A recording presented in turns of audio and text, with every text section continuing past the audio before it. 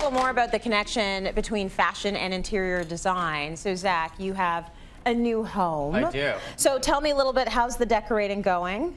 I'm taking it in process. Okay. Right? I thought like live in a house and experience. I mean, we did like the paint job. It was very decoratively painted. Lots of Kewpies, lots of skies and ivy everywhere. That's probably why we got it. But the bones were good, the location perfect. Yeah. Beautiful light. It's an amazing penthouse. Ooh, nice. Duplex. Lovely. Very cool. I believe High we have some ceilings. I'm very pictures. fortunate and lucky.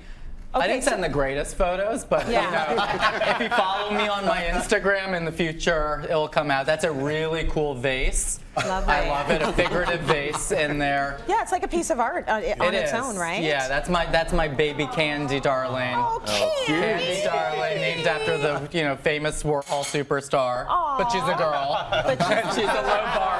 That works. Very sweet. Okay, well, really nice to know that you're living in it and sort of seeing what it needs before you actually fix it. I did plants this weekend. Oh, good for you. We say all the time, live in your space and know how it functions before you go in and invest all that money and do it piece by piece.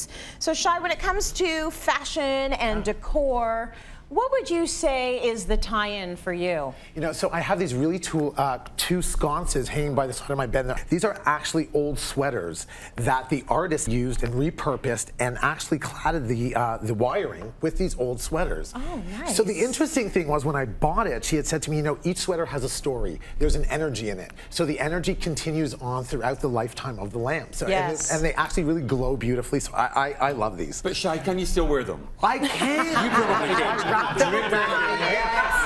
like a snake. Obviously. You call it a lamp, I call it a scarf. Thank you. Or a boa, or whatever. Well, Christian, we know that you're actually on Cityline in both capacities. We have you as a designer, we have you as a stylist. You occupy both those worlds all the time. Growing up, I've always seen the two influencing each other. I know sometimes people think it's strange, but when you think about it, it's about light, it's about balance, it's about texture, it's about color, right? Like there's lots of overlapping. So I think I brought in a photo. It's actually our bedroom that we renovated in New Orleans. So it's a gallery style wall. The bedding actually is all linen, which I think people often think of linen as just a clothing fabric, but it's actually really useful for bedding. Yeah, it's beautiful. And it actually came from H&M, so it's also got that fashion type. But what I love about the gallery walls, it's this trick I've always done on the dime, is you can buy old fashion books at used bookstores very inexpensively, go through them, pull out your favorite ones, you can frame them. The other trick I have, which a lot of people love to do now that they're organizing, is when I go through my magazines, any editorials I've loved over the years, I keep a stack of them, all black and white. So if you've got a black and white stack of just sort of old editorials, you can easily create a beautiful gallery wall for just the cost of the frames. That is such a good idea. Go wild with the frames as well. Right. And you've got these beautiful pieces that actually you can interchange without feeling bad about it, right? You know, you can kind of go with the flow depending on what your aesthetic is at the moment. Nice. Okay, Colin and Justin, let's talk a little bit about your inspirations when it comes to fashion and decor. Do you know, I think you've got to think about what you like to wear and find a relationship with the things that you buy for your home. And when you do that, I mean, it's a complete and utter no-brainer. In our own bedroom in our loft in Toronto, we've used bags of plaid. I love tartan. Obviously, we're Scottish, so that relates back to where we come from, our heritage. And plaids, again, we're seeing tons of plaids at the moment as we go into 2019. Huge. So having a plaid-decorated bedroom makes me feel completely on trend. Yeah, exactly. And then we talked about colour blocking earlier on, you know, and so we've actually got a great photo of a kitchen that actually uses that, where the kitchen units are bright yellow. Great. And like, imagine being in that space. You know, Zach would be in there doing a quick salad. You would.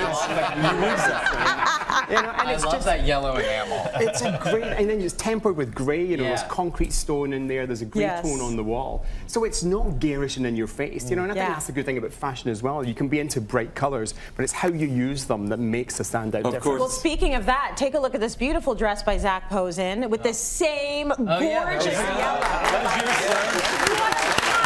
Just a tiny bit of fabric, Tracy, not much of that, just a little bit. Just a little bit. You can bring that right into your space now. Like, now's the time to... You can match your kitchen. I love wearing it in the kitchen. Now's the time to invest in those bright colors.